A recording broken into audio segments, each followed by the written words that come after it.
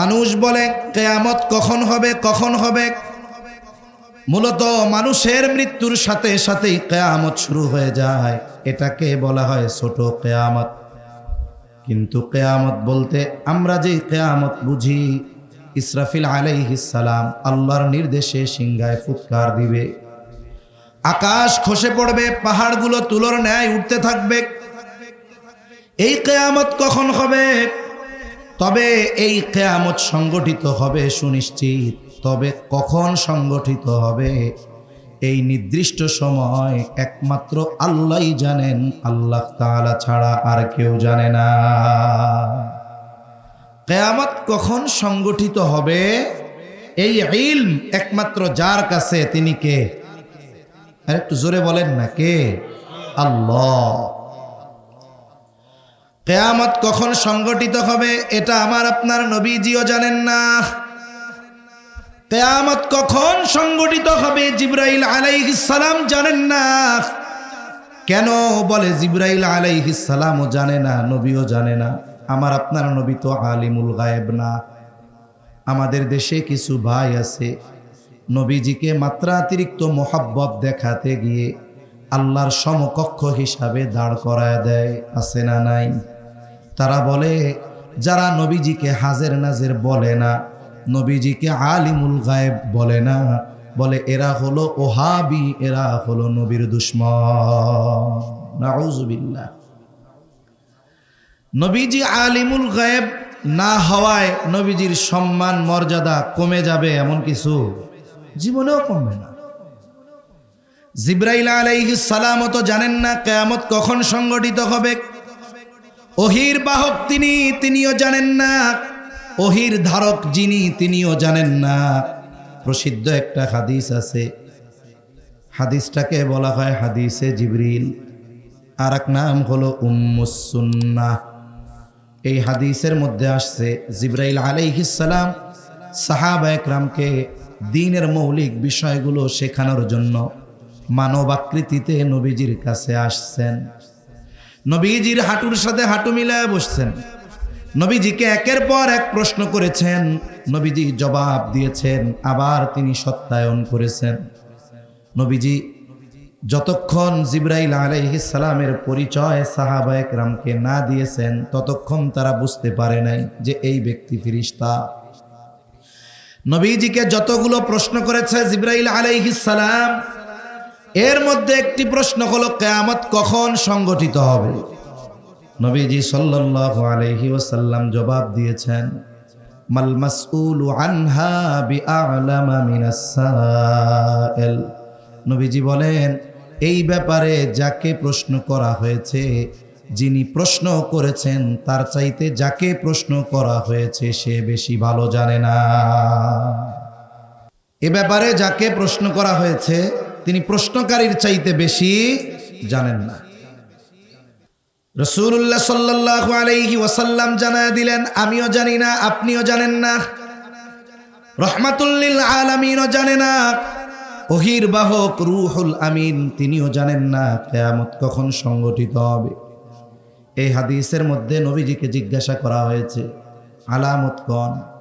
নবীজি গুরুত্বপূর্ণ দুইটা আলামতের কথা বলেছেন। এক নাম্বার, নবীজি সাল্লাল্লাহু আলাইহি ওয়াসাল্লাম বলেন, আনতালিদাল আমাতু রাব্বাতাহা, যে দাসী তার মনিবকে প্রসব করবে। দাসী মনিবকে প্রসব করবে, কয়েকটা ব্যাখ্যা আছে। এর মধ্যে একটা হলো যে সন্তান তার মায়ের সাথে সর্বোচ্চ অসৎ আচরণ করবে। ইউরোপ আমেরিকাতে পাশ্চাত্য যেই কালচার সভ্যতা, এই সব জায়গায় ছেলে মায়ের সাথে জেনায় লিপ্ত হওয়াকে এটা তারা পাপ মনে করে না, মনে করে মায়ের চাহিদা ছেলের মাধ্যমে পূরণ করেছে। নাউজুবিল্লাহ। এটা কত ঘৃণিত একটা কাজ। মুসলিম কমিউনিটিতে মুসলমানদের মধ্যে এই বিষয়টাকে সর্বোচ্চ ঘৃণার সাথে দেখা হয়। এটা একজন ইমানদার মানুষ বাস্তবে পরিণত হবে এটা তো বহুদূর, কল্পনা করলেও নিজের প্রতি নিজের ঘৃণা আসে। তবে মুসলমান সমাজের মধ্যে ওই জিনিসটা না থাকলেও আরেকটা জিনিস ব্যাপক, সময়ের সাথে সাথে এর ব্যাপকতা দিন যাচ্ছে, এটা বাড়তেছে। বলে মায়ের সাথে খারাপ আচরণ, স্ত্রীর কারণে মায়ের সাথে খারাপ আচরণ, বাবা মারা গেছে মায়ের সাথে খারাপ আচরণ। অনেক সময় মা স্বামী মারা যাবার পর ওই ছোট বাচ্চাটার জন্য কষ্ট ক্লেশ করে নিজের জীবন যৌবন নষ্ট করে ছেলেটাকে লেখাপড়া শেখায়। ছেলেটা হয়তো জাগতিক লাইনে উচ্চ শিক্ষিত হয়, অনেক টাকা পয়সার মালিক হয়, ঢাকা শহরে বাড়ি কেনে, গাড়ি কেনে, এখন 5 তলা 6 তলা বাড়ি। দেখা যায় জীবনের একটা পর্যায়ে এসে ওই সন্তান যাকে সে জীবনের সব কিছু ত্যাগ করে বড় বানাইলো, ওই সন্তানের 5 তলা বাড়ির গাছতলায়ও মায়ের জায়গা হয় না। অনেক জায়গায় এমনও দেখছি গোয়াল ঘরের মধ্যে মাকে রেখে দিচ্ছে, মাকে বোঝা মনে হয়েছে, স্ত্রীদের কথায় ওই মাকে নিয়ে নির্জনে ফেলায় রাখছে। এরকম ঘটনা মুসলমান সমাজের মধ্যে ঘটে কি ঘটে না? এগুলো কিয়ামতের আলামত। বলে এই বিষয়গুলো যত বেশি সংগঠিত হবে, মনে রাখতে হবে কিয়ামত তত নিকটবর্তী হবে। এই হাদিসের অংশটা বলার উদ্দেশ্য হলো কিয়ামত কখন সংগঠিত হবে এটা নবীজিও জানেন না, জিবরাইল আলাইহিস সালামও জানেন না। তবে নবীজি সাল্লাল্লাহু আলাইহি ওয়াসাল্লাম আমাদেরকে অনেক আলামতের কথা জানায় দিয়েছেন, ছোট বড় অনেক আলামতের কথা নবী জানায় দিয়েছেন। ওই আলামত সম্পৃক্ত একটি হাদিসও আপনাদের খেদমতে পাঠ করেছি। আল্লাহ তাআলা বলেন, ইন্নাল্লাহা ইনদাহু ইলমুস সাআহ, নিশ্চয়ই আল্লাহ তাআলার নিকটেই কিয়ামতের জ্ঞান, কিয়ামতের ইলম। নবীজির কাছেও নাই, জিবরাইল আলাইহিস সালামের কাছেও নাই। তবে নবীজি যেই আলামতগুলো জানায় দিয়েছেন, যেই হাদিসটা পেশ করেছি, এর মধ্যে 1 নম্বর নবীজি সাল্লাল্লাহু আলাইহি ওয়াসাল্লাম বলেন, লা তাকুমুস সাআতু হাত্তা ইউকবাদাল ইলম। নবীজি সাল্লাল্লাহু আলাইহি ওয়াসাল্লাম বলেন, ততক্ষণ পর্যন্ত কিয়ামত সংগঠিত হবে না যতক্ষণ না ইলম উঠায় নেওয়া হবে। যতক্ষণ না ইলম উঠায় নেওয়া হবে ততক্ষণ পর্যন্ত কিয়ামত সংগঠিত হবে না। তাহলে প্রথম বিষয় নবীজি কি জানায় দিলেন? বলে দুনিয়ায় যতদিন ইলম থাকবে, দুনিয়া থাকবে, কিয়ামত সংগঠিত হবে না। এখন আল্লাহ তো ইলম উঠায় নেবেন, কেমনে উঠায় নিবে? আমরা ছোটবেলায় গল্প শুনতাম যে কিয়ামতের আগে আল্লাহ কোরআন হাদিস সব উঠায় নিয়ে যাবে। কোরআন হাদিস সব উঠায় নিয়ে যাবে। কিভাবে উঠায় নিবে? ওই সময়ের গল্প শুনতাম, গল্প কেমনে উঠায় নিবে? বলে একদিন ফজরের সময় ইমাম সাহেব ফজরের নামাজ পড়ানোর জন্য মসজিদে ঢুকবে। ইমাম সাহেব ইকামতের পরে তাকবীরে তাহরিমা আল্লাহু আকবার বলে হাত বাঁধবে, সানা পড়বে, আউযু বিল্লাহ বিসমিল্লাহ পড়বে। বলেন তো এরপরে কোন সূরা পড়বে? সেই সূরার নাম কি? সূরা ফাতিহা। কিন্তু অবস্থা এমন, ইমাম সাহেব পড়বে না, ঠায় দাঁড়িয়ে থাকবে। এখন ইমাম সাহেব যদি কোনো কিছু ভুল করে, কেরাতে যদি ভুল করে, নামাজে যদি ভুল করে, বসার কথা দাঁড়ায় যায়, দাঁড়ানোর কথা যদি বসে থাকে, বলেন তো পেছন থেকে ভুল সংশোধন করবে কে? সতর্ক করে দেয় যে ইমাম সাহেব ভুল কিন্তু হইতেছে, তাসবিহ পাঠ করার কথা আছে, সুবহানাল্লাহ বলবে, তবে আল্লাহু আকবারও বলা যাবে। কিন্তু সমস্যা হলো আমাদের সমাজে যখন কোনো আমল চলতে থাকে, আমলটা যদি সুন্নাহবিহীন না হয়, যদি সুন্নাহ কোনো আমল শুরু করা হয়, অনেক সময় মানুষ ফিতনার মধ্যে পড়ে যায়। আমরা তো শুনে আসছি আল্লাহু আকবার বলে, এটা তো বলা যাবে, অসুবিধা নাই। তবে সুবহানাল্লাহ বলা এটাই হাদিসের আমল। যদি শুরু করা যায় কোথাও, ফিতনার আশঙ্কা না থাকে, শুরু করে দিবে, অসুবিধা নাই। তবে কিছু ভাই বলে আল্লাহু আকবার বললে হবেই না, সুবহানাল্লাহই বলতে হবে। আমার সেই ভাইয়েরা একটু কঠোরতা করে ফেলেন, এটা ঠিক নয়। তাই ইমাম সাহেবকে তাকবীর বা তাসবিহের মাধ্যমে স্মরণ করায় দেওয়া হয় ভুল হচ্ছে, অথবা কেরাতে যখন ভুল হয়। এই যে রোজার মাসে যখন আমরা খতমে তারাবি পড়ি, হাফেজ সাহেব তিলাওয়াত করতেছে, শব্দ ছুটে গেছে, ভুল গেছে, মুসাব্বা খেয়ে আর এক জায়গায় চলে গেছে। পেছন থেকে আর একজন ধরায় দেয়, স্মরণ করায় দেয়।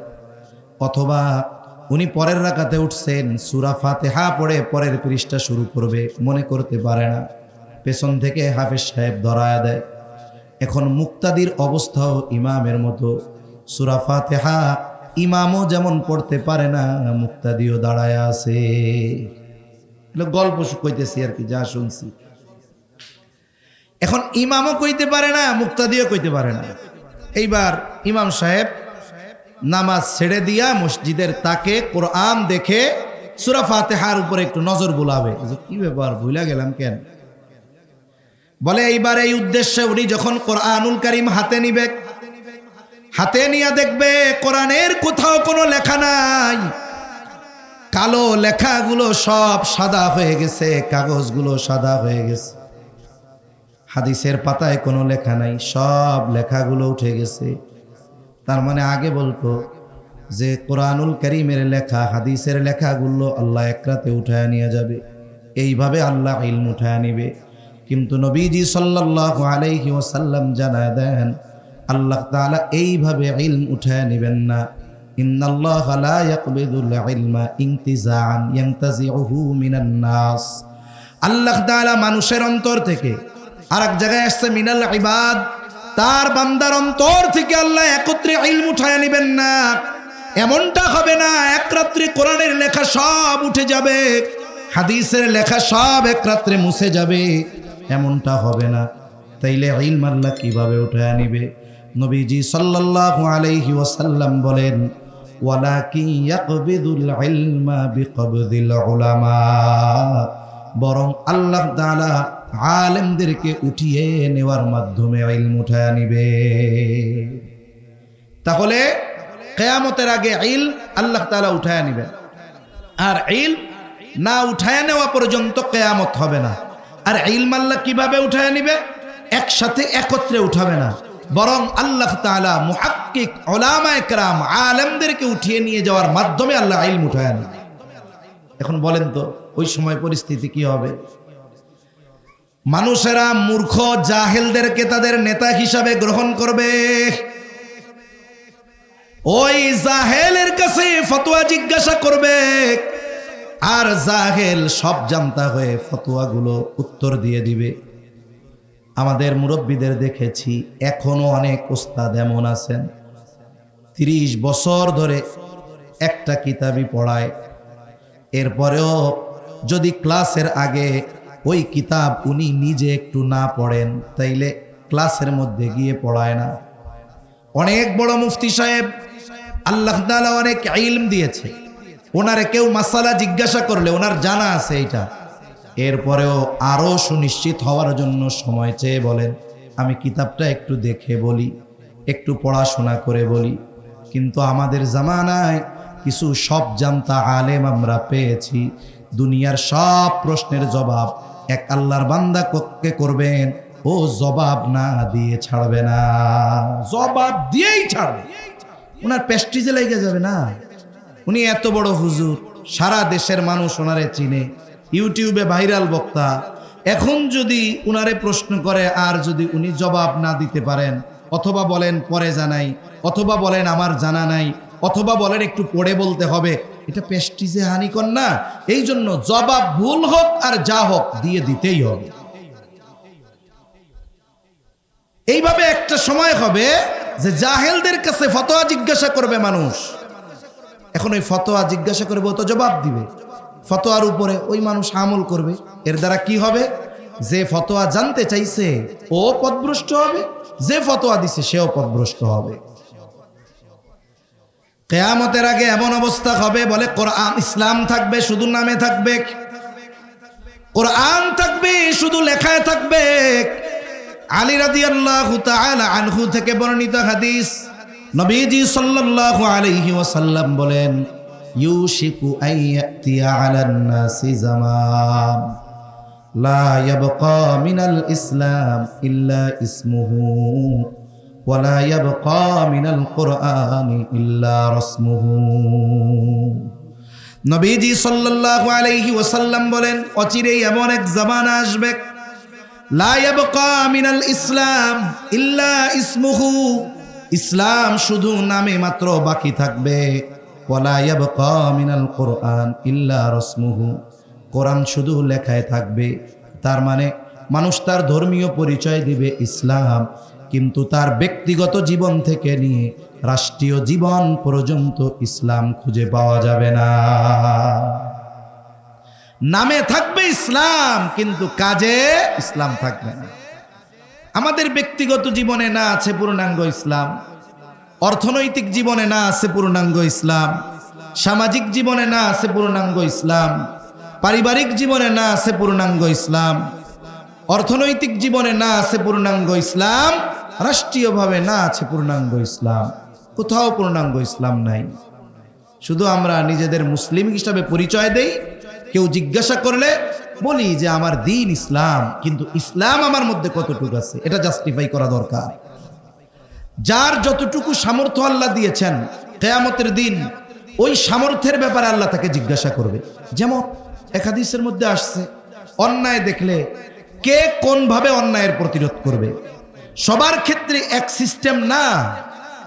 রাসূলুল্লাহ সাল্লাল্লাহু আলাইহি ওয়াসাল্লাম বলেন, মান রাআ মিনকুম মুনকারান ফালইয়ুগাইয়িরহু বিয়াদিহি ফাইন লাম তাসতাতি' ফাবিলিসানিহি ফাইন লাম তাসতাতি' ফাবিকলবিহি ওয়া যালিকা আযআফুল ঈমান। যখন কোনো অন্যায় সংগঠিত হবে এমন দৃশ্য আমার আপনার সামনে পড়বে, যখন কেউ অন্যায় ঘটতে দেখবে, পাপাচার দেখবে, আল্লাহ তাআলা তাকে ক্ষমতা দিয়েছে, পাওয়ার দিয়েছে, তার দায়িত্ব কি? বলে ফালইয়ুগাইয়িরহু বিয়াদিহি, সে শুধু ওই মন্দ কাজটাকে বন্ধ করে দিবে এমন নয়, বরং অল্টারনেটিভ বিকল্প হিসাবে ওই মন্দ কাজকে সে ভালো কাজের দ্বারা পরিবর্তন করবে। মন্দ কাজ হইতেছে থামায় দিল, শেষ না, না, ওই জায়গায় যেন আর মন্দ কাজ না হতে পারে, এই জন্য ভালো কিছু ওই জায়গায় তাকে প্রতিষ্ঠিত করতে হবে। এখন আমার আপনার ওই সামর্থ্য নাই। আল্লাহ তাআলা আমার আপনার উপরে ওই মন্দ কাজকে থামায়া ভালো কাজ করার দায়িত্ব চাপায়া দেন নাই, কারণ এবিলিটি আল্লাহ দেন নাই। আমার আপনার জন্য পরের অপশন, ফাইন লাম তাসতাতি' ফাবিলিসানি, আমি যদি মন্দ কাজ থামাতে চাই, আমার জীবন থাকবে না, আমাকে হত্যা করে ফেলবে, গুম করে ফেলবে। এখন তো থামানো লাগে না মন্দ কাজ। আর যারা মন্দ কাজ করে, যারা দেশের বিরুদ্ধে বলে, ইসলামের বিরুদ্ধে বলে, এই কথাটাও যদি সমাজের মানুষের সামনে বলা হয়, ওই মানুষগুলোর জীবনের কোনো নিরাপত্তা থাকে না। এরপরে নবীজি বলেন, ফাইন লাম তাসতাতি' ফাবিকলবিহি ওয়া যালিকা আযআফুল ঈমান। হাত দিয়ে কাজকে বন্ধ করে ভালো কাজ ওইখানে প্রতিষ্ঠিত করার ক্ষমতা নাই। জবান দিয়ে বললে জীবনের নিরাপত্তা নাই, তাহলে কমপক্ষে ওই কাজের বিরোধিতা তো নিজে করতে হবে। সাথে সাথে এই ফিকির আর প্রচেষ্টা নিজের থেকে রাখতে হবে যে এই কাজটা যেন বন্ধ হয়, এখানে যেন ভালো কাজ হয়। সামাজিকভাবে মানুষকে নিয়ে সতর্ক করতে হবে, সাথে সাথে আল্লাহ তাআলার কাছে সাহায্য প্রার্থনা করতে হবে। মন্দ কাজ বন্ধ করার জন্য এই প্রচেষ্টাগুলো আমাদের করতে হবে। কিন্তু আফসোস, আমরা আমাদের অবস্থান থেকেও এই ধরনের মন্দ কাজ বন্ধ করার চেষ্টা ধারাবাহিকভাবে অব্যাহত রাখি না। এটা আমাদের জন্য বড় আফসোসের বিষয়। এই কথাই গেছিলাম কোন জায়গা থেকে, যে ইসলাম নামে মাত্র থাকবে, সামাজিকভাবে নাই, রাষ্ট্রীয়ভাবে নাই, নিজে ইসলামের উপরে নাই, ইসলাম মান্য করার পক্ষে নাই, বরং ইসলাম প্রতিষ্ঠা করব কোথায়, নিজেই ইসলাম মানি। ইসলামের পক্ষে বলাটাও এখন কঠিন হয়ে গেছে, জীবনের নিরাপত্তা নাই। তাহলে নবীজি বলেন, অচিরেই এমন এক জামানা আসবে যখন ইসলাম শুধু নামে মাত্র থাকবে। ব্যক্তিগত জীবনে ইসলাম আছে, সামাজিক জীবনে ইসলাম আছে। বলে বিবাহ শাদীর মধ্যে ইসলাম আছে না নাই? এত আস্তে কইছেন নাই মনে হয়, জোরে বলেন আছে না নাই? শামসুল হক ফরিদপুরি রহমাতুল্লাহি আলাইহি আদর্শ পারিবারিক জীবন একটা কিতাব লিখছেন, বই। এই বইয়ের মধ্যে উনি ওনার ভাষায় সুন্দরভাবে একেবারে বিবাহের শুরু থেকে নিয়ে শেষ পর্যন্ত কি কি করণীয়, মুসলিম সমাজে কি কি চলে, কোন কাজগুলো হিন্দুয়ানা কাজ, কোন কাজগুলো অমুসলিমদের কাজ, সুন্দরভাবে বর্ণনা করছে। কিন্তু আফসোসের বিষয়, যে ইসলাম আমাকে কন্যা দেখা থেকে শুরু করে নিয়ে শেষ অবধি সকল সমাধান দিয়েছে। বলে একটা বিবাহের মধ্যে ইসলাম থাকে মুসলমানদের, বলে তার 2 মিনিট। কয় মিনিট থাকে জোরে গণ? 2 মিনিট ইসলাম থাকে। কোন 2 মিনিট? বলে মেয়ে দেখা থেকে নিয়ে শুরু করে কোথাও ইসলাম নাই। 2 মিনিট যেই ইসলাম থাকে সেটা হলো ইমাম সাহেবকে ডাক দিয়া বিয়াটা পড়াইয়া খুতবা দিয়া দোয়া করাইয়া এবার হুজুরের কয়, হুজুর আপনি চলে যান, এই পরিবেশ আপনার না, ঠিক না, শেষ। তাইলে গোটা প্যাকেজের মধ্যে ইসলাম হলো 2 মিনিট, অথচ আদর্শ সন্তান পাওয়া, আদর্শ পরিবার গঠনের, আদর্শ দেশ গঠনের অন্যতম ভূমিকা রাখে একটা বিবাহ। এটাই যদি দিনহীন হয় তাহলে আগামী প্রজন্ম দিনের উপরে থাকবে কেন? যদি অবস্থা এমন হয় তাহলে কেন অমুসলিমদের সাথে মুসলমান ঘরের মেয়েরা ফাঁদে পড়ে প্রেমের সম্পর্কে জড়িয়ে ধর্ষিতা কেন হবে না?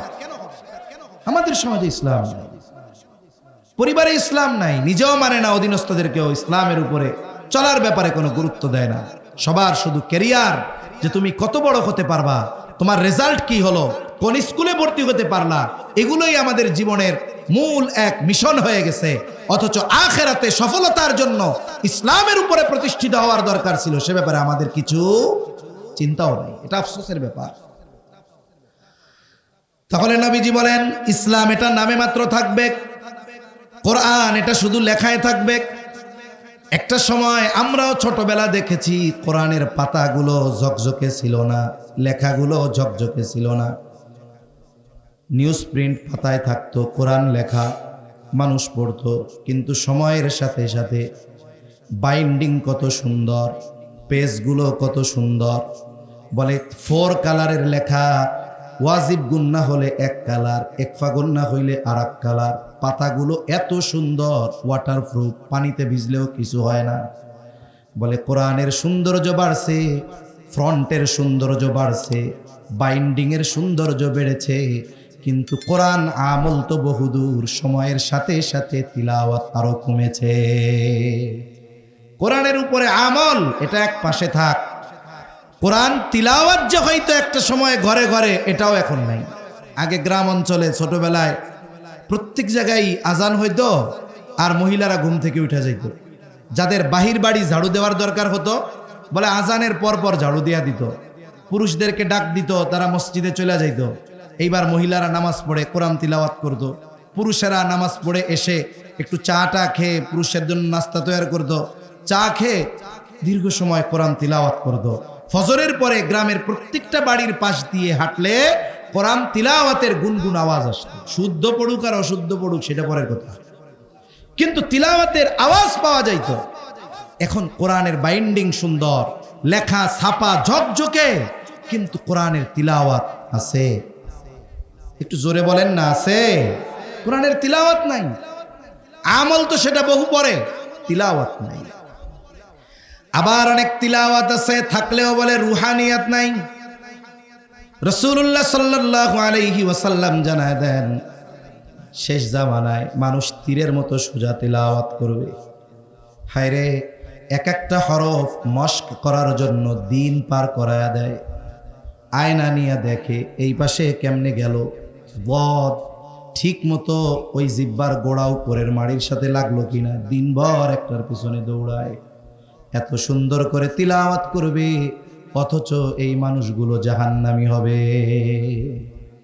সেজন্য আগের যারা ছিলেন, এখনো অনেক বুজুর্গ আছে, দেখেন মসজিদে নামাজ পড়ায় তিলাওয়াত করে, আমার আপনার মনে হবে যে গ্রামের পড়া, এখনকার জামানার ডিজিটাল আধুনিক তিলাওয়াত না, কিন্তু ওনার ওই ভাঙ্গা ভাঙ্গা গলায় বেসুরো পড়াটা কানে মজা লাগে না, কিন্তু হৃদয় পর্যন্ত পৌঁছায়া যায়, ঠিক কিনা বলে? আর এখনের তিলাওয়াতগুলো কানে খুব মজা লাগে, কিন্তু ওই কান দিয়ে কর্ণকুহর দিয়ে হৃদয় পর্যন্ত পৌঁছাইতে পারে না। তা মূল যা কথা বলবো তার থেকে অনেক দূর চলে যাইতেছি, সব আল্লাহর ইচ্ছা। নবীজি সাল্লাল্লাহু আলাইহি ওয়াসাল্লাম বলেন, লা তাকুমুস সাআতু হাত্তা ইউকবাদাল ইলম, ততক্ষণ পর্যন্ত কিয়ামত সংগঠিত হবে না যতক্ষণ না ইলম উঠায় নেওয়া হবে, না নেওয়া হবে। নবীজি জানায় দেন আল্লাহ তাআলা তার বান্দার থেকে, মানুষদের থেকে একত্রে ইলম উঠায় নেন না, ওয়ালাকিন ইয়াকবিদুল ইলমা বিকবদিল উলামা, বরং আল্লাহ আলেমদেরকে উঠিয়ে নেওয়ার মাধ্যমে ইলম উঠায় নেয়। তাহলে আলেম যতদিন দুনিয়ায় থাকবে কিয়ামত তত দূরে থাকবে। আর মুহাক্কিক যেই সমস্ত আলেম দুনিয়ায় থাকার কারণে কিয়ামত দূরে থাকবে, ওই সমস্ত আলেম এই ধরনের প্রতিষ্ঠানগুলা থেকেই বের হয়, ঠিক কিনা বলেন? এজন্য মাদ্রাসাগুলো আমাদের কল্যাণকামী। এই মাদ্রাসার জন্য, উলামা একরামের জন্য আমাদের থেকে কিয়ামত দূরে আছে। মাদ্রাসা থাকবে না, উলামা একরাম থাকবে না, মুহাক্কিক হাক্কানি উলামা একরাম থাকবে না, কিয়ামত তত নিকটবর্তী হবে। এজন্য মাদ্রাসাগুলোর প্রতি নজর রাখা, সাথে সাথে উলামা একরামের সাথে সম্পর্ক ভালো রাখা, নিজের ঘরে কমপক্ষে একটা সন্তান হলেও মাদ্রাসায় দিয়ে হাক্কানি আলেম বানানোর মেহনত করা। শুধু সন্তানগুলারে টাকা পয়সা কামানোর মাধ্যম মনে করলে হবে না।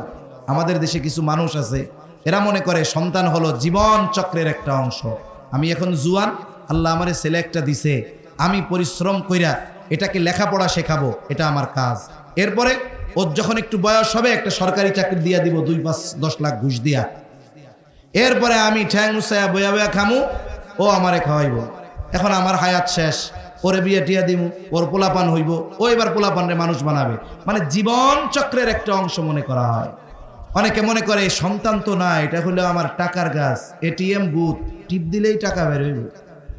এরকম যারা মনে করে, অধিকাংশ মানুষ এরা জীবনের শেষ সময়ে ওই সন্তানদের দ্বারা না দুনিয়ার কোনো উপকার লাভ করতে পারে, না মৃত্যুর পরে ওই সন্তানের দ্বারা আখিরাতে কোনো উপকৃত হতে পারে। এজন্য কমপক্ষে একটা সন্তান আলেম বানান, মাদ্রাসায় দেন। তার কারণে আপনার ঘরে যদি অন্যান্যরা আলেম নাও হয়, ওই ইলমের আলো অন্যান্যদেরকে অন্ধকারে পথ চলার ব্যবস্থা করে দেবে। 2 নম্বর, নবীজি সাল্লাল্লাহু আলাইহি ওয়াসাল্লাম বলেন, ওয়াতাকসুরাজ জালাজিলু, কিয়ামতের আগে ঝলঝলা বেড়ে যাবে। কিয়ামতের আগে ঝলঝলা বাড়বে, ভূমিকম্প বাড়বে অন্যান্য সময়ের তুলনায়। এই 21 শতাব্দীতে ঝলঝলা বেশি, ভূমিকম্প বেশি। এখন ভূমিকম্প কেন হয়? ভূমিকম্প হওয়ার কিছু জাগতিক কারণ আছে। বলে যারা ভূতাত্ত্বিক এরা গবেষণা করে বলে ভূমিকম্প হওয়ার কারণ হলো টেকটনিক প্লেটের নড়াচড়া। আমরা পৃথিবীর উপরিভাগে বসবাস করি, আমাদের পৃথিবীর ভেতরে ওইখানে খনিজ পদার্থ আছে, অনেক কিছু আছে, আগ্নেয়গিরি আছে, আর অনেক কিছু আছে ভেতরে। আমরা উপরিভাগে বসবাস করি। তবে উপরিভাগে যারা বসবাস করি তাদের সবার অবস্থান এক জমিনের উপরে নয়, একসাথে নয়। জমিন ভাঙা ভাঙা আছে। কেমনে বুঝাই? মনে করেন এটা পৃথিবীর উপরিভাগ, এই অংশটা এশিয়া মহাদেশ, এই অংশটা মনে করেন আফ্রিকা অথবা ইউরোপ মহাদেশ। এখন এই অঞ্চলে যারা আছে তারা একটা প্লেটের উপরে আছে, এই অঞ্চলে যারা আছে এরা আর একটা প্লেটে আছে। কথার কথা বোঝানোর জন্য মনে করেন এটা এশিয়া আর এটা হলো আফ্রিকা অথবা এটা ইউরোপ। বিজ্ঞান বলে যে টেকটনিক প্লেট সব সময় নড়াচড়া করে, সব সময় চলে। এখন এই চলার গতি কত? এনা পরিবহনের মতো না, বিমানের মতো না। বলে সারা বছরে 10 থেকে 16 সেন্টিমিটার একটা আর একটারে অতিক্রম করে। এক বছরে নড়ে কতটুকু? 10 থেকে 16। কোনো ব্যক্তি যদি ঘড়ির কাঁটায় মিনিটের কাঁটার দিকে তাকায় থাকে, ও একটুও নড়তে দেখবে না। ওর মনে হবে যে এই কাঁটা জায়গায় আছে, অথচ ঘুরা চলে আসবে 1 ঘন্টা পরে। যদি ঘন্টার কাঁটার দিকে তাকায়, নড়াচড়া চোখে বাঁধবে না। এই ঘন্টার কাঁটার নড়ার যে গতি, তার চাইতে কত কত গুণ কম গতিতে এক একটা প্লেট নড়াচড়া করে। এখন ভূমিকম্প এই কারণে সব সময় পৃথিবীতে ভূমিকম্প হতে থাকে, তবে মাত্রা কম, টের পাওয়া যায় না এই নড়াচড়ার কারণে। এখন কত হয়? মনে করেন 3 হয়, 3.5 হয় নড়াচড়ার কারণে। এখন গতি যদি কোনো সময় সর্বোচ্চ বছরে 16 সেন্টিমিটার থেকে 32 সেন্টিমিটারে গতি বেড়ে যায়, 16 সেন্টিমিটার নড়াচড়া করে বছরে, তাতে যদি 4 মাত্রার ভূমিকম্প হয়, 3.5 মাত্রার ভূমিকম্প হয়, তাহলে 32 সেন্টিমিটার যদি গতি বাড়ে, তাহলে মাত্রা কয় গুণ হবে? দ্বিগুণ। এই জন্য 7 মাত্রা 7.5 মাত্রার ভূমিকম্প যখন হয়, পৃথিবীর উন্নত দেশের বড় বড় স্থাপনাগুলো মুহূর্তের মধ্যে গুড়িয়ে পড়ে, মুহূর্তের মধ্যে গুড়িয়ে পড়ে। কিছুদিন আগে হয়েছে তুরস্কে, আফগানিস্তানে, থাইল্যান্ড, মায়ানমার সীমান্তে। এটার একটা উৎপত্তি স্থল থাকে যে ওই জায়গার প্লেটের থেকে এই জন্য হয়েছে। এটা তো জাগতিক কারণ, কিন্তু ইমানদার এই জাগতিক এই বিপর্যয়, এই মুসিবতকে শুধু জাগতিক কারণ দ্বারা বিশ্লেষণ করে না, বরং এই ধরনের বিপর্যয় মুসিবতকে একজন ইমানদার কোরআন সুন্নাহর দৃষ্টি দিয়ে জাস্টিফাই করে। এটা এখন কেন হয়? এই যে বেশি ভূমিকম্প কেন হয়? 1 নম্বর জাগতিক কারণ পাইলাম। আল্লাহ তাআলা কোরআনুল কারীমের মধ্যে বলেন, যাহারাল ফাসাদু ফিল বাররি ওয়াল বাহরি বিমা কাসাবাত আইদিন নাস। আল্লাহ তাআলা বলেন, জল স্থলে যত রকমের বিপর্যয়, এগুলো সব মানুষের হাতের কামাই। ভূমিকম্প, আইলা লাইলা, সিডর, অতিবৃষ্টি, অনাবৃষ্টি, অতি খরা, এগুলো সব আমাদের হাতের কামাই। তার মানে এগুলো হয় পাপের কারণে। আল্লাহ তাআলা আমাদের পাপের কারণে সাময়িক কিছু শাস্তি আমাদের দেন, তবে আল্লাহ তাআলা এই শাস্তি দিয়ে আমাদেরকে সমূলে ধ্বংস করে দিতে চান না। আমাদের এই বদ আমলের কারণে আল্লাহ তাআলা কিছু শাস্তি দিয়ে মূলত আমাদেরকে আমাদের মূল গন্তব্যের কথা স্মরণ করা দেয়। অনেক সময় মাদ্রাসায় হোক, স্কুলে হোক বা বাসায় হোক, কারো সন্তান অথবা ছাত্র যদি উল্টাপাল্টা করে, বলেন তো বাবা ওস্তাদ ওই ছাত্র অথবা সন্তানকে শাস্তি দেয় কি দেয় না? মাইল লাগায়, অনেক সময় ধমক দেয়, প্রয়োজনে একটু মায়েরও দেয়। ওই সময় তো সন্তান অথবা ছাত্র মনে করে, দেখছো আমারে মারলো, মনে মনে হয়তো 2-4টা বকাও দিয়া দেয়, ঠিক না? কিন্তু বলেন তো ওস্তাদ যে তার ছাত্রকে একটু শাসন করলো, মায়ের দিল, পিতা যে তার সন্তানকে একটু শাসন করলো, মায়ের দিল, এটা কি ছাত্র আর সন্তানের খারাপের জন্য নাকি? ভাই সাউন্ড আর একটু বাড়ান, এই ভাইজান ভেতরের আওয়াজটা বাড়ান। এই যে শাস্তি দিল, এটা কি তার খারাপের জন্য দিছে না ভালোর জন্য? ওই অন্যায় যদি কেউ করে, বাহিরের কেউ ওই ছাত্রের পিটাবে? পিটাবে না, কারণ বাহিরের মানুষ তো তার কল্যাণকামী না। এক বাবার সন্তান অপরাধ করছে, বাহিরের মানুষ তাকে শাস্তি দিবে না কেন? বলে ওই লোক তো কল্যাণকামী না, তার বাবা কল্যাণকামী, এজন্য একটু শাস্তি দিছে। কেন? বলে ওই মন্দ কাজ যেন সে আর না করে। আল্লাহ তাআলা মূলত শাস্তি দিয়ে আমাদেরকে শেষ করে দিতে চান না। লিউযীকাহুম বা'দাল্লাযী আমিলু লাআল্লাহুম ইয়ারজিউন। আল্লাহ তাআলা কেন শাস্তি দেন?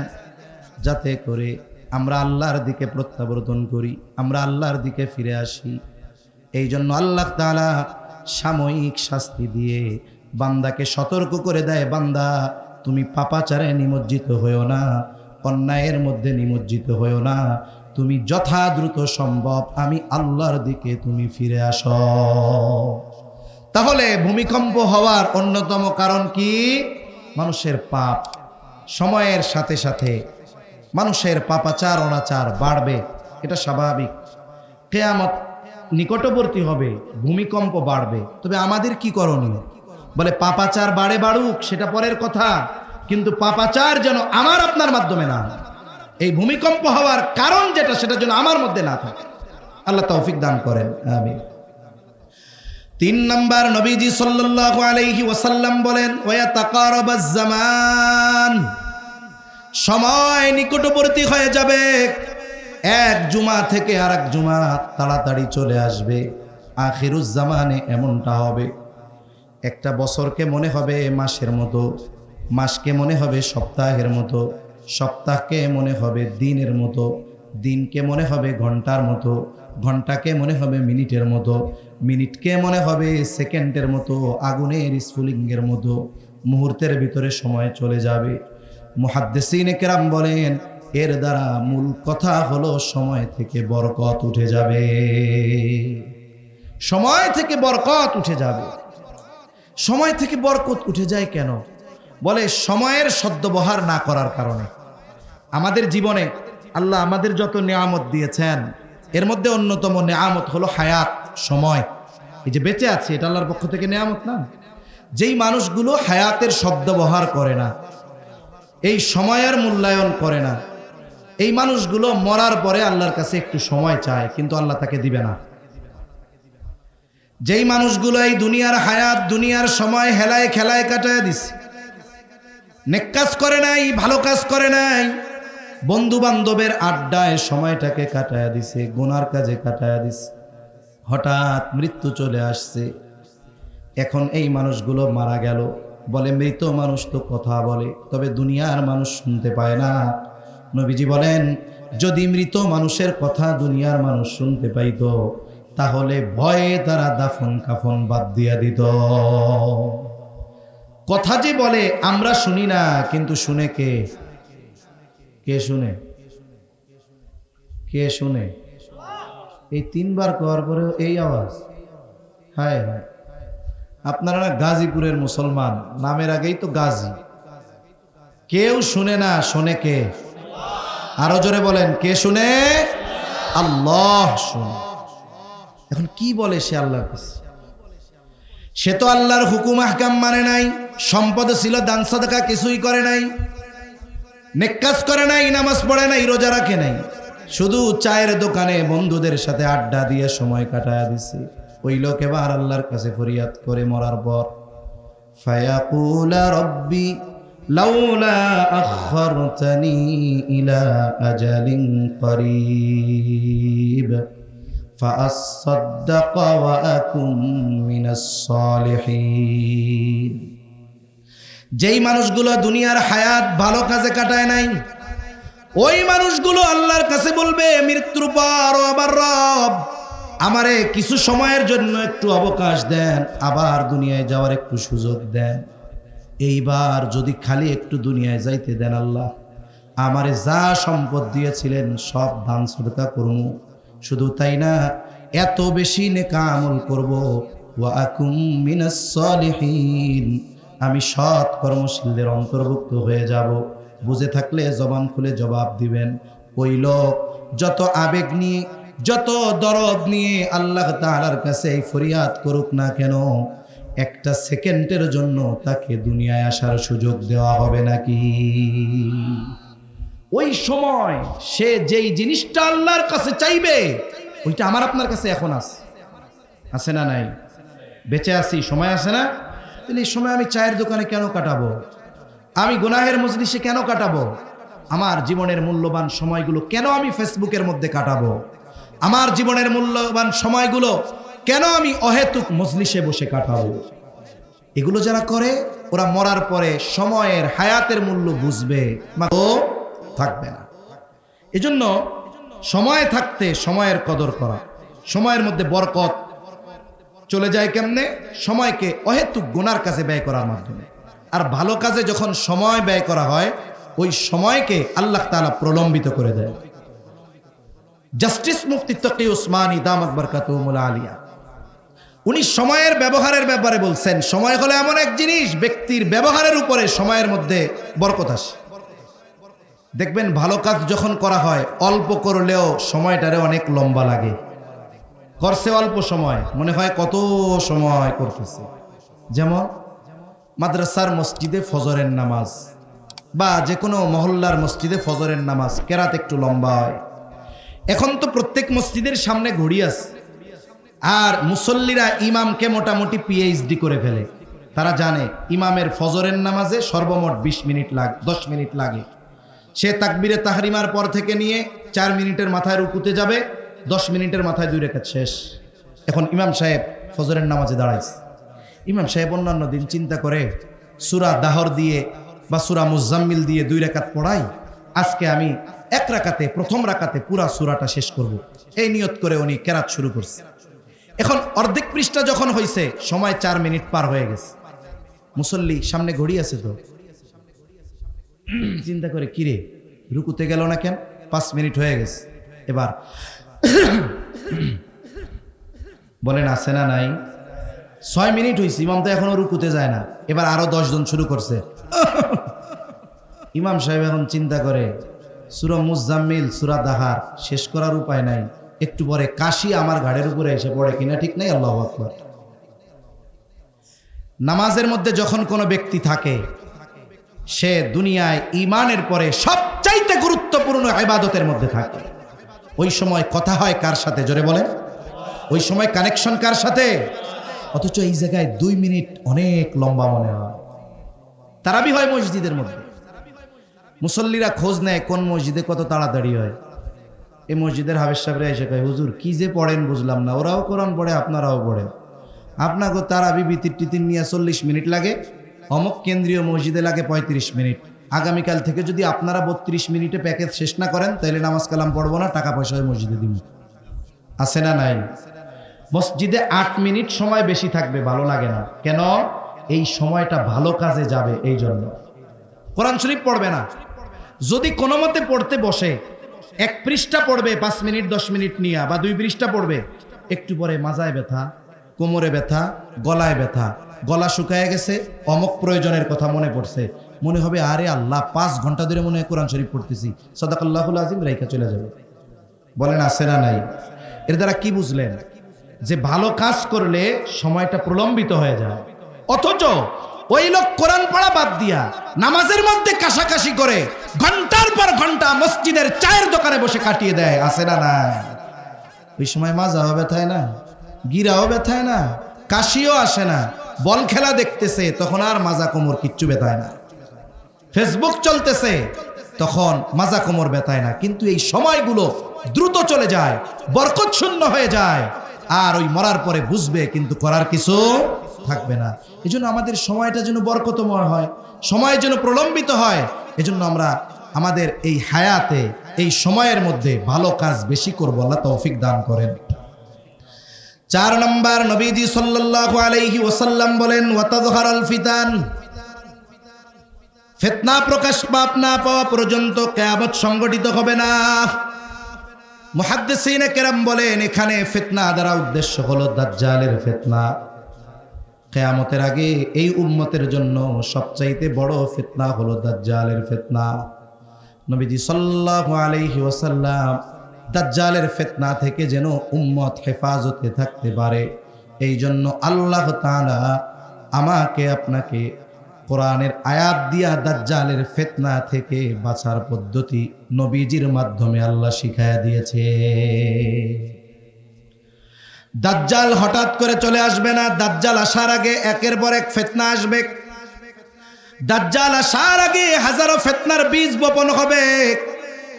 ফিতনা এমন ভাবে এই উম্মতের উপরে আসতে থাকবে, বলে তসবিহ ছিঁড়ে গেলে যেমন তসবির দানা একটার পর একটা পড়তে থাকে, অনুরূপভাবে এই উম্মতের উপরে একের পর এক ফিতনা আসতে থাকবে। এভাবে দাজ্জাল আসার ক্ষেত্র প্রেক্ষাপট তৈরি হবে। নবীজি সাল্লাল্লাহু আলাইহি ওয়াসাল্লাম আমল শিখায়া দিয়েছেন, জুমার দিন সূরা কাহফের আমল যারা করবে, নবীজি জানায় দেন আল্লাহ তাআলা তাদেরকে দাজ্জালের ফিতনা থেকে হেফাজত করবে। কমপক্ষে সূরা কাহফের প্রথম 10 আয়াত তিলাওয়াতে অভ্যস্ত আমাদের হতে হবে। আমরা বেঁচে থাকার জন্য শ্বাস প্রশ্বাস যেমন জরুরি, না খেয়ে কয়েকদিন আল্লাহ বাঁচায় রাখলে বেঁচে থাকতে পারবে, কিন্তু আল্লাহ বেঁচে থাকার জন্য যেটাকে কম্পালসারি করে দিয়েছেন, আবশ্যকীয় করে দিয়েছেন, সেটা না থাকলে তো বাঁচা যাবে না। 5 মিনিট কেউ আছে অক্সিজেন নেওয়া ছাড়া অথবা কার্বন ডাই অক্সাইড ছাড়া ব্যতীত 5টা মিনিট নাক মুখ সাইপা ধরবে, আর সে চ্যালেঞ্জ দিবে যে হ্যাঁ এই 5 মিনিটে আমার কিছু হবে না। আছে কেউ এরকম? গাজীপুর না, গোটা দেশের মধ্যে কেউ নাই। হয়তো বিশেষ কিছু মানুষ থাকতে পারে 5-7 মিনিট, ওটা ভিন্ন কথা, কিন্তু এই অক্সিজেনবিহীন বেঁচে থাকা অসম্ভব। এটা আমাদের জন্য বেঁচে থাকার জন্য জরুরি।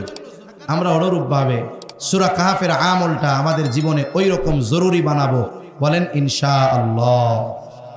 বুজুর্গানে দিন বলেন, যেই আমল দাজ্জালের মতো এই মহা ফিতনা থেকে উম্মতকে হেফাজত করবে, আশা করা যায় ওই আমলে যে অভ্যস্ত হবে, দাজ্জাল আসার আগে যত ধরনের ফিতনা আসুক না কেন, আল্লাহ তাআলা এই আমলের বরকতে ওই ধরনের সকল ফিতনা থেকে আল্লাহ তাকে হেফাজত করবে। 5 নম্বর, নবীজি সাল্লাল্লাহু আলাইহি ওয়াসাল্লাম বলেন ওয়াতাকসুরুল হারাজ, হত্যাকাণ্ড বেড়ে যাবে। সাহাবায়ে কেরাম জিজ্ঞাসা করলেন, ইয়া রাসূলুল্লাহ সাল্লাল্লাহু আলাইহি ওয়াসাল্লাম, আমরা তো প্রতি বছর অনেক মুশরিকদের হত্যা করি, এটা কি হারাজ? নবীজি বললেন না, ওয়াহুয়াল কতলুল কতল। নবীজি বলেন না, এটা হারাজ নয়, এটা হলো পারস্পরিক হত্যাকাণ্ড।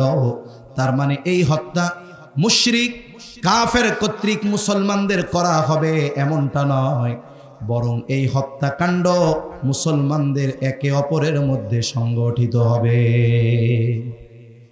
বর্তমান দুনিয়ায় সারা পৃথিবীতে দৈনিক অমুসলিমদের হাতে যত মুসলমান মৃত্যুবরণ করে, এই সংখ্যাটা যত হবে, এখনো যদিও গাজায় যুদ্ধবিরতি বলা হচ্ছে, এটা হলো ইহুদিদের একটা ছলনা।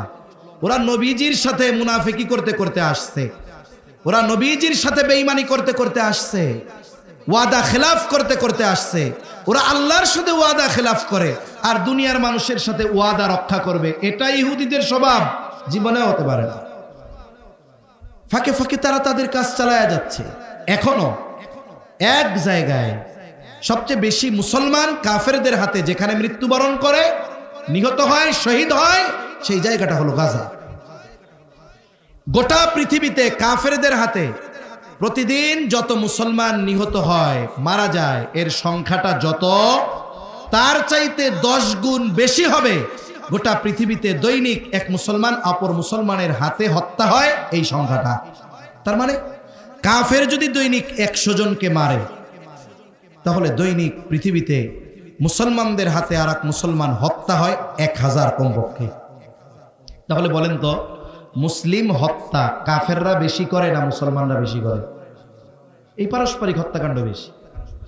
পারিবারিক বিষয় নিয়ে হত্যাকাণ্ড, সামাজিক বিষয় নিয়ে হত্যাকাণ্ড, দোকানদার বাকি পায় 2 টাকা চাইছে, এর জন্য হত্যাকাণ্ড, বড় নেতা আসছে চেনে নাই, বসতে দেয় নাই, এই জন্য হত্যাকাণ্ড, ওই লোকটা রাস্তার কাটা সরায় দিতে পারলে আমি দলের সভাপতি হব, হত্যাকাণ্ড, রাজনৈতিক হত্যাকাণ্ড, অর্থনৈতিক হত্যাকাণ্ড, একের পর এক হত্যাকাণ্ড আছে।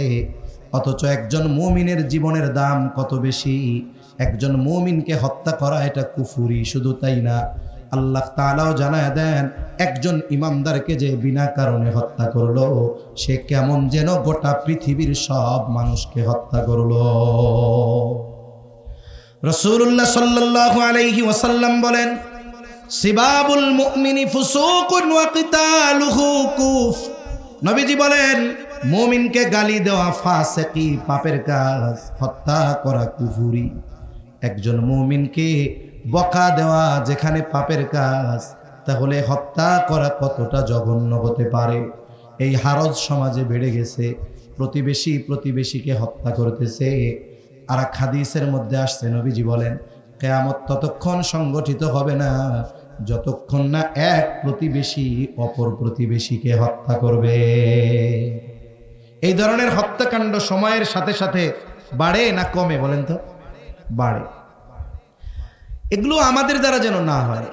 আমার তো প্রতিজ্ঞা থাকবে, আমি আমার জবান দিয়েও আর এক মুসলমান ভাইকে কষ্ট দিব না। গরু খাইলে আর মুসলমানি নিলেই তো মুসলমান হয় না। আজকে দেখলাম যে অনেক হিন্দুরা মুসলমান নারীদেরকে প্রেমের ফাঁদে ফালানোর জন্য নিজের গোড়া কাইটা নিজের পরিচয় গোপনের চেষ্টা করতেছে, মুসলমানি নিয়ে চেষ্টা করতেছে। ইউরোপে এখন এগুলো সবাই করে, এগুলো করার জন্য ডাক্তাররা উদ্বুদ্ধ করে, কারণ ইসলাম পবিত্রতার এক জীবন ব্যবস্থা, সাথে সাথে পরিচ্ছন্নতাও। অনেক সময় জিনিস পরিচ্ছন্ন থাকে, তবে ওইটা নাপাক থাকে। সেজন্য যে অনেক জায়গায় লেখা থাকে না, পরিষ্কার পরিচ্ছন্নতা ইমানের অঙ্গ। মনে করেন এটা তো পরিষ্কার আছে, কিন্তু পোলাপানের মুত লাগছিল, দেখা যায় না। কাপড়টা তো পরিষ্কার আছে, কিন্তু পাক আছে, কথা বলে না, পাক তো নাই। শর্ত কি? পবিত্রতা। পবিত্রতার সাথেই পরিচ্ছন্নতা। যারা পবিত্র থাকে এরা পরিচ্ছন্ন পরিষ্কার থাকতেও পছন্দ করে। এখন ওই গোড়া কাটলে, মুসলমানি করলে এতে কি হয়? এতে পরিচ্ছন্নতা থাকে, নাইলে ভেতরে অনেক ধরনের রোগ হয়। যাই হোক, সেটা ভিন্ন কথা। এই ধরনের কাজ তারা করে নিজেদের পরিচয়কে গোপন করার জন্য। এখন ওই মুসলমানি নিলে আর গরুর গোস্ত খাইলেই কি মুসলমান? প্রকৃত মুসলমানকে অনেক পরিচয় নবীজি দিয়েছেন। প্রকৃত মুসলমানের পরিচয় এক হাদিসের মধ্যে নবীজি সাল্লাল্লাহু আলাইহি ওয়াসাল্লাম বলেন, আল মুসলিমু মান সালিমাল মুসলিমুনা মিন লিসানিহি ওয়া ইয়াদিহি। নবীজি বলেন, প্রকৃত মুসলমান হলো সে যার জবান এবং হাতের অনিষ্ট থেকে অপর মুসলমান নিরাপদ থাকে।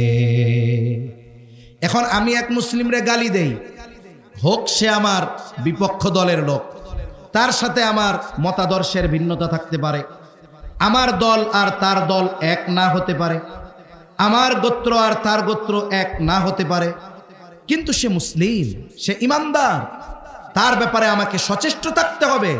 আমি তার সমালোচনা কোনো বিষয়ের যদি করতেও যাই, খবরদার বকা দেওয়া যাবে, এটা মুসলমানের পরিচয় নয়। এজন্য নবীজি বলেন, প্রকৃত মুসলমান হলো সে যার জবান এবং হাতের অনিষ্ট থেকে অপর মুসলমান নিরাপদ থাকে। আমি জবান দিয়ে গালি দিব, আমি জবান দিয়ে গীবত করব, আমি জবান দিয়ে অপবাদ দিব, মুসলমান ভাইয়ের ব্যাপারে মিথ্যা আরোপ করব, আর আমি তাহাজ্জুদ পড়ে মুসলমান হতে চাইব, এটা সম্ভব নয়। এজন্য আর এক মুসলমান যেন আঘাত তো বহুদূর, অন্যায়ভাবে আমার কথার দ্বারাও কোনো যেন একজন মুসলিম ভাই কষ্ট না পায়। ইমানের কারণে, দ্বীনের কারণে বাপের বিরুদ্ধে যেতে হবে, কিন্তু জাগতিক কারণে আমরা যেন অপর মুসলমান ভাইকে কথার দ্বারাও কোনো কষ্ট না দেই। আল্লাহ তৌফিক দান করেন। তাহলে কিয়ামতের আগে পারস্পরিক হত্যাকাণ্ড বেড়ে যাবে।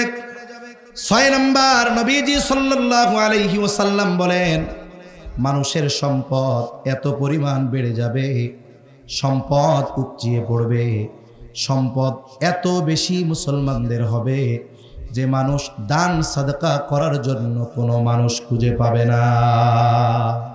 মুহাদ্দিসিনে কেরাম বলেন, এই পরিস্থিতি হবে ঈসা আলাইহিস সালামের জামানায়।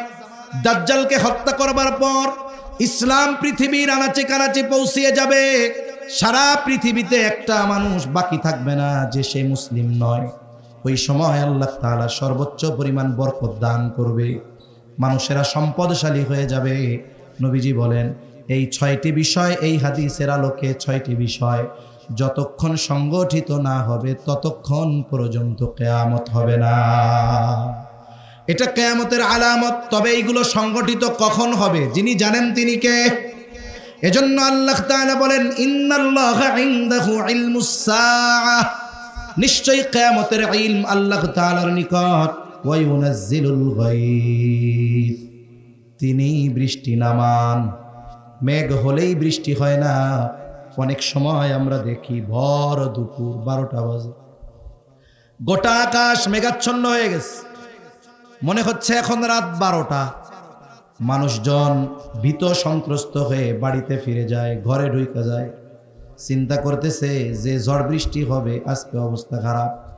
কিন্তু 10 মিনিট পর, মুহূর্তের ভিতরে গোটা আকাশ আবার পরিষ্কার পরিচ্ছন্ন হয়ে যায়, ঝকঝকে রোদ উঠে যায়। আবার অনেক সময় এমন হয় আকাশে কোনো মেঘ নাই, সূর্যের আলো ঝকঝকে আলো, প্রখর তাপ দিচ্ছে, আকাশ পরিষ্কার নীল দেখা যায়। কিন্তু 10 মিনিট এমন বৃষ্টি হয়েছে, এক বৃষ্টিতে শুকনা জায়গায় মাজা পানি হয়ে যায়। তাহলে বৃষ্টি এটা মেঘের কারণে হয় না, বরং বৃষ্টি নামান কে? জোরে বলেন কে? আল্লাহ। এরপরে আল্লাহ তাআলা বলেন, ওয়া ইউনাজ্জিলুল গায়থ ওয়া ইয়ালামু মা ফিল আরহাম। আল্লাহ তাআলাই জানেন মায়ের রেহেমে কি আছে, ছেলে না মেয়ে, এটা আল্লাহ জানে। অনেকে বলতে পারে, হুজুর কয় কি, আমার নাতি দুনিয়ায় আসার আগেই তো জানছি এটা পোলা, আপনি এবার কি কইলেন? বলে, হ্যাঁ। আপনি জানতে পারছেন কখন? বলে, আপনার নাতিকে আল্লাহ তাআলা যখন তার মায়ের গর্ভে একটা স্ট্রাকচার, একটা আকৃতি দিয়েছে, এমনটা তো হয় নাই একবারে পোলা হইয়া পেটের মধ্যে ঢুকছে, এমন কিছু। প্রথমে পিতামাতার মিশ্রিত পানির একটু অংশ, যেটাকে দেখতে হলে মাইক্রোস্কোপ লাগবে, এক ফোঁটা স্পার্মের মধ্যে, বীর্যের মধ্যে কোটি কোটি শুক্রাণু থাকে। এই কোটি কোটি শুক্রাণু থেকে একটা অংশ মায়ের রেহেমে পৌঁছেছে। ওইটা কত ক্ষুদ্র, বলে আমাদের চোখ দিয়ে দেখা সম্ভব নয়। ওইটা মায়ের গর্ভে গেছে। আল্লাহ তাআলা মায়ের মাসিক বন্ধ করে দিয়েছেন। এইবার আল্লাহ সুবহানাহু ওয়া তাআলা ওইটাকে প্রসেস করছেন। ওটা এক সময় একটা রক্তপিণ্ডে পরিণত হয়েছে, এরপরে মাংসপিণ্ডে পরিণত হয়েছে, এরপরে আল্লাহ সুবহানাহু ওয়া তাআলা কমপক্ষে 4 মাস এই প্রসেসিং এর পরে আস্তে আস্তে আল্লাহ তাআলা গঠন দিয়েছেন। বিজ্ঞান বলে প্রায় 6 মাস পরে একটা আকৃতি তার পাওয়া গেছে, যেটা ছেলে হবে না মেয়ে হবে। মিয়া আলট্রাসোনোগ্রাফি 6 মাস পরে জানলেন, কিন্তু 6 মাস আগে পেটে কি ছিল এটা দুনিয়ার কোনো বিজ্ঞান নির্ণয় করতে পারবে না। এটা জানে কে? আরো জোরে বলেন, কে জানে? আল্লাহ জানে। এজন্য আল্লাহ তাআলা বলেন ওয়া ইয়ালামু মা ফিল আরহাম, তার হায়াত কতদিন কেউ জানে না, তার তাকদীর কি কেউ জানে না, কিন্তু জানে কে? এরপরে আল্লাহ তাআলা বলেন ওয়া ইয়ালামু মা ফিল আরহাম ওয়া মা তাদরি নাফসুম মাযা তাকসিবু গাদা, কেউ জানে না আগামীকাল সে কি উপার্জন করবে। এজন্য মানুষ যে অবস্থায় থাকে ওই অবস্থায় অহংকার করাও ঠিক না, সর্বোচ্চ হতাশ হওয়াও ঠিক না। যার আছে সে অহংকার করে, যার নাই সে সর্বোচ্চ হতাশ হয়। কিন্তু বলা যায় না যার আজকে আছে সকালবেলায় তাকে রাস্তায় হাত পাতা লাগতে পারে, যার আজকে সন্ধ্যায় নাই সে আগামী দিন সম্পদের মালিক হয়ে যেতে পারে। এজন্য কবি কত সুন্দর কথা বলে, নদীর এপার ভাঙে ওপার গড়ে, এই তো নদীর খেলা, সকালবেলা ধনীরে তুই ফকির সন্ধ্যাবেলা। কেউ জানে না আজকে তার অবস্থা কেমন, আর কালকে তার কি হবে, কি উপার্জন করবে, কেউ জানে না। এরপরে আল্লাহ তাআলা বলেন ওয়ামা তাদরি নাফসুম মাযা তাকসিবু গাদা ওয়ামা তাদরি নাফসুম বিআইয়ি আরদিন তামুত, কেউ জানে না কোন জমিনে তার মৃত্যু লেখা আছে। হাদিসের মধ্যে আসছে যেখানে যার মৃত্যু লেখা থাকে ওই জায়গায় যদি তার কোনো প্রয়োজন নাও থাকে, আল্লাহ তাআলা প্রয়োজন সৃষ্টি করে তাকে ওই জায়গায় নিয়ে যায়। কতজন প্রবাসে যায়, মরার জন্য তো যায় না, যায় ইনকাম করতে, কিন্তু ওই দেশে তার মৃত্যু লেখা আছে। গেছিল টাকা ইনকাম করতে, আসে কফিনে বক্স বন্দি হয়ে। এজন্য আমিও আপনিও জানি না যে কোন জায়গায় আমার মৃত্যু আছে। এখান থেকে বাসায় যেতে পারবো কিনা এর কোনো নিশ্চয়তা নাই, এখান থেকে আমি আগামী দিনের সূর্যোদয় দেখতে পারবো কিনা কোনো নিশ্চয়তা নাই। এজন্য আমাদের সদা সর্বদা, যেহেতু মৃত্যুর সময় সুনিশ্চিত তবে আমাদের অজানা, স্থান নির্দিষ্ট তবে আমাদের অজানা, এজন্য আমাদের উচিত সব সময় মৃত্যুর সামান, মৃত্যুর প্রস্তুতি সাথে রাখা। ওই যে যাদের শ্বাস প্রশ্বাসের সমস্যা আছে দেখবেন সাথে ইনহেলার রাখে, তাই না? ইনহেলার রাখে কেন? যে শ্বাস প্রশ্বাসের কষ্ট উঠলেই স্প্রে করে কষ্ট দূর করবে, সে সদা সর্বদা ওটা তার জন্য জরুরি মনে করে, প্রস্তুত থাকে যে অসুস্থতা আসলেই আমাকে ওটা স্প্রে করে সুস্থ হতে হবে। অনুরূপভাবে আমাকে আপনাকেও পরকালের পথে পাড়ি জমাতে হবে। এজন্য সদা সর্বদা আমাকে আপনাকে প্রস্তুত থাকতে হবে। বলা যায় না আমি বাজার করতে বেরিয়েছি, ওটাই ওই বাজারই আমার মৃত্যুর জায়গা হতে পারে। আমি সফরে বেরিয়েছি, ওটাই আমার মৃত্যুর জায়গা হতে পারে। এজন্য সর্বদা প্রস্তুত থাকা। এই যে গায়েব সম্পৃক্ত 5টি বিষয়, আল্লাহ তাআলা এগুলোকে অপর এক আয়াতে মাফাতিহুল গায়েব বলে অভিহিত করেছেন, গায়েবের চাবি সমূহ। মুফাসসিরিনে কেরাম বলেন পৃথিবীতে যত গায়েব সম্পৃক্ত বিষয় আছে সবগুলো কোনো না কোনোভাবে এই 5টি বিষয়ের সাথে সম্পৃক্ত। আর আমরা যে ঈমান এনেছি, আল্লাহ আমাদের পরিচয় দিতে গিয়ে সর্বপ্রথম গায়েবের উপরে ঈমান আনার কথা বলেছেন, আল্লাযীনা ইউমিনুনা বিল গায়েব। এজন্য অদৃশ্য জগতের যত বিষয় আল্লাহ এবং তার রাসূল জানিয়েছেন এগুলোর উপরে আমরা দৃঢ় বিশ্বাসী হব কোন ইনশাআল্লাহ। আল্লাহ তৌফিক দান করেন, বিশেষ করে পরকালের ব্যাপারে। কেন? যার পরকালের ব্যাপারে, কিয়ামতের ব্যাপারে বেশি চিন্তা ভীতি, তার দুনিয়ার আমল, দুনিয়ার কর্ম তত সুন্দর। আল্লাহ সুবহানাহু ওয়া তাআলা আমাদের সবাইকে কথাগুলো বুঝবার তৌফিক দান করেন। সকলে জবান খুলে বলি আমিন। ওয়া আখিরু দাওয়ানা আনিল হামদুলিল্লাহি রাব্বিল আলামিন। আসসালামু আলাইকুম ওয়া রাহমাতুল্লাহি ওয়া বারাকাতুহু।